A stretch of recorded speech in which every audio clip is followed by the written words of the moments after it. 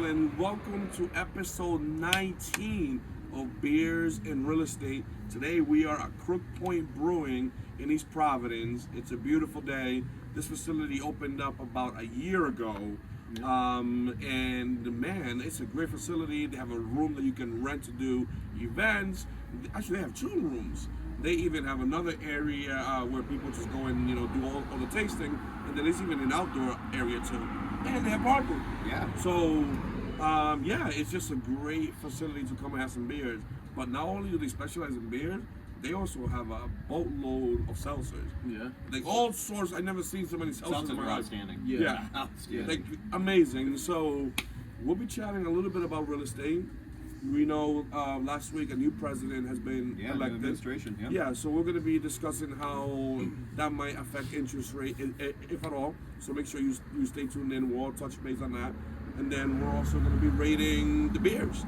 So all the seltzers, and let you guys know what we think about them. So this is going to be a great episode. So make sure you watch it all the way through. Yeah, Ray. So we have a new president now. We do. That we do. So everybody's wondering what's going to happen to the rates. So funny thing, right? We have our new administration. Yep. The Fed obviously cut 50 basis points in September. Yep. They followed that up with another cut the day after Election Day of 25 additional basis points. Oddly enough, mortgage interest rates have increased. Oh, wait, what? Yeah, I know. So, wait a minute. So, the Feds cut the rates, Yes. but mortgage rates went up. Because it's not a direct correlation. When the Fed cuts the rates, your credit card rates, car loan rates, the HELOCs. rates on your HELOCs or your savings or checking accounts, it impacts those directly. Mortgage rates are a whole different animal. And we've discussed this before, but it's a combination of factors. It's a combination of what the Federal Reserve does, the 10-year Treasury, and mortgage-backed securities. It's very complex. I study it daily. I still don't have any clue what's going on half the time. I think the market's reacting positively right now, meaning like the stock market and the financial sector. Yeah, the stock market went off. I mean, I own some shares of Tesla, and let me tell you, very, very happy to own some shares of Tesla. I would say, with that man being heavily involved in the government electric vehicles, it's probably a good medium to put your money into. Elon's a very powerful man. I mean, he's only even getting more and more just powerful. Gonna get more, yeah. Whatever you think of him, he's So what do you expect rates next year? Are they going to go up or down because of the new president? I think in the short term they're going to continue to increase. Oh. And so that little thing we joke around about that you say, don't wait to buy real estate? buy real estate and wait. If you're waiting for rates to go down, I'm not sure when that's going to happen. I think we're more and I don't mean to be negative, I think we're more likely to see 8 in the next 6 months than we're more likely to see 5. Woo, Manny, tell us something good. Something positive. Something positive. Well, thanks, right? To follow that up. Real easy to follow that up with something good. Anything. So I'm excited for the new year. I got a lot of things in the work to push business, not just team-wise, but personal-wise, to get out there, help as many people as we can. This year has been, great. We've had our ups and downs, and that's with every business, right? You have your ups and downs. I'm hoping and praying that Ray is wrong, but he's the man with the numbers that he knows. Ray's hoping and praying he's wrong too. Yeah. I would like to see, even if they level off at say 6, 6.25, but to jump back up to 8, that's going to hurt a lot of. That's going to hurt a lot of our first-time buyers. If they're getting approved now, and then a month or 2 from now we jump up to 8. That's tough. If you're a seasoned buyer, then that's not a big jump. You're prepared for that. But if you're a first-time buyer, to see you go from 6 to now 7 to jump to 8. I don't want the tone of this conversation to be negative. This administration, if they truly want to do good for the American people, they need to let regular people making $50,000 to $80,000 a year be able to buy a home on their own. Correct. I like that you said that. Yes. Because what I'm expecting is, Trump, it seems to me that he wants to come in and then just make everything great, like he's been saying. Yeah. And I think he means it without getting political, whatever. I think he's going to get in office and he wants to hit the ground running. I think so. And if he wants to do that with the economy, make sure the economy stays good. Make housing affordable. Yes. He's going to have a very good conversation with Jerome Powell, who already said he can't be fired, even by Trump. I think they're going to have to sit down and come up with a game plan to make sure that these rates stay where they are at the worst case scenario, but hopefully to come down. For the longest time, I thought Paul was the problem. And debatable whether he was or wasn't, but the Fed's cutting now.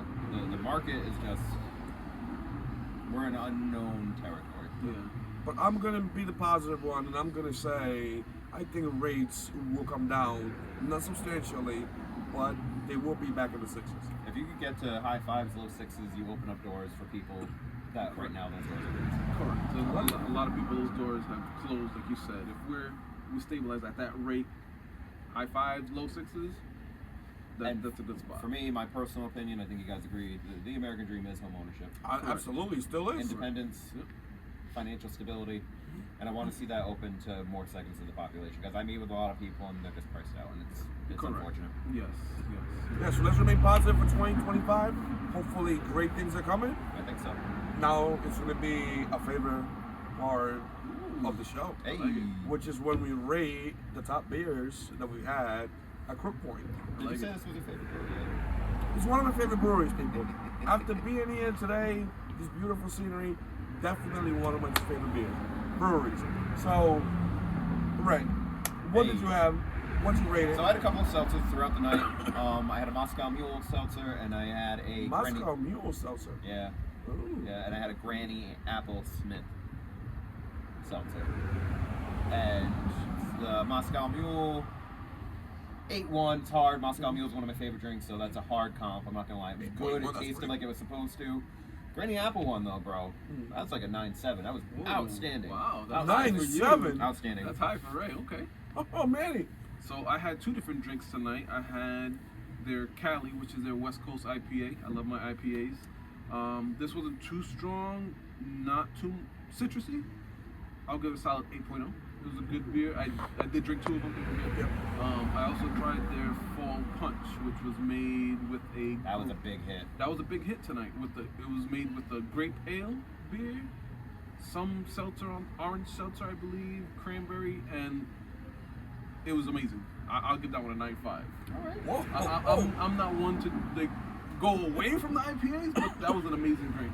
Wow. Yeah. These are Seltzers make this brewery stand out. Absolutely. Yeah. I mean, they've had it's like 20 different seltzers. And everything made here in house. It was great. Love it.